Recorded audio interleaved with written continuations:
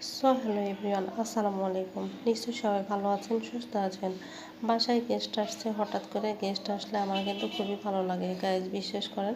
একটু খাবার দাবারও ভালো পাওয়া যায়, একটু গল্প করা যায়, মনের সুখে কত রকমের কথা বলা যায়, তাই না গাইজ? একটু ব্যস্ততা সময় পার হয় কিন্তু ভালোই লাগে। আমার কিন্তু সেই পছন্দ গেস্ট আসলে মনে হয় ঈদ ঈদ ভাব, সেই রান্না টান্না করতে হয়, অনেক ব্যস্ততার মধ্যে দিয়ে দিন পার করতে হয়। এই তো এখানে রোস্ট করব, আর হচ্ছে গরুর মাংস রান্না করব, আর আলু ভাজি আর একটু ডাউল করে নিয়েছি, পোলাও থাকবে সঙ্গে। হঠাৎ করে গেস্ট আসতে গেলে বেশি কিছুর আয়োজন তো করা যায় না, তাই না? তারপরেও এই যা আয়োজন করেছি সেটাই আপনাদের সঙ্গে শেয়ার করলাম। আর গেস্ট আসলে আমার এত ভালো লাগে, কত রকমের কথা হয়।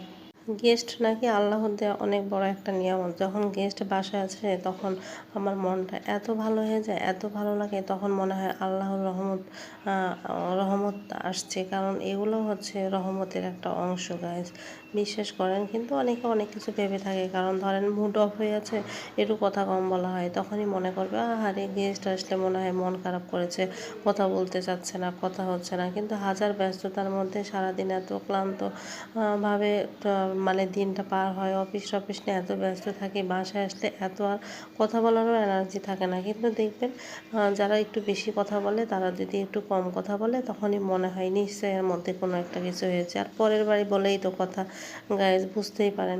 পরের মেয়েদের অনেক রকমের দোষ হয়, দোষ ত্রুটি হয়ে থাকে। আমার অবশ্য এরকম দোষ ত্রুটি কেউ ধরে না, কিন্তু আমি আর পাশের বাড়িতে সব জায়গাতে তো দেখে আসছি যে এইরকম সাধারণত হয়ে থাকে। গেস্ট আসলে আমি একটু শর্টকাটে রান্না করার চেষ্টা করি গাইজ, বিশ্বাস করেন। সারাদিন যদি রান্নার মধ্যেই থাকতে হয়, তাহলে গেস্টের সঙ্গে গল্প করব কখন, তাই না বলেন? তো আমি প্রেশারে মাংসটা হচ্ছে বসিয়ে দিয়েছি, কারণ প্রেশারে মাংস রান্না করতে আমার খুব সুবিধা হয়, খুব তাড়াতাড়ি হয়, আর বসে থেকে খুন্তি নাড়তে হয় না।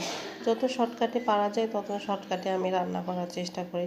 তো প্রেশারে মাংসটা চাপিয়ে দিয়ে একটু সিটি দিয়ে নিব, হয়ে যাবে। এই তো দেখতে পাচ্ছেন এখানে কি সুন্দর একটা ডাউল রান্না করে রেখেছি। আমি আগে থেকে ডাউলটা রান্না করেছি, দেখেই খেতে ইচ্ছে করছে।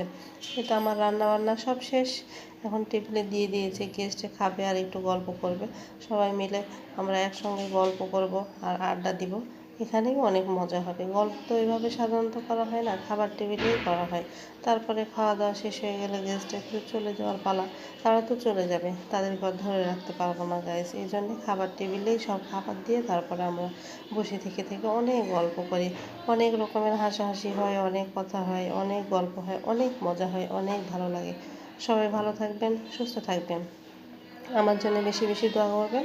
ভিডিওগুলো ভালো লেগে থাকলে অবশ্যই শেয়ার করে দেবেন। আপনাদের একটা মূল্যবান মন্তব্য আমাকে অনেক সুন্দর সুন্দর ভিডিও বানাতে অনেক উৎসাহ দেয়। সবাই ভালো থাকবেন। আল্লাহ হাফেজ।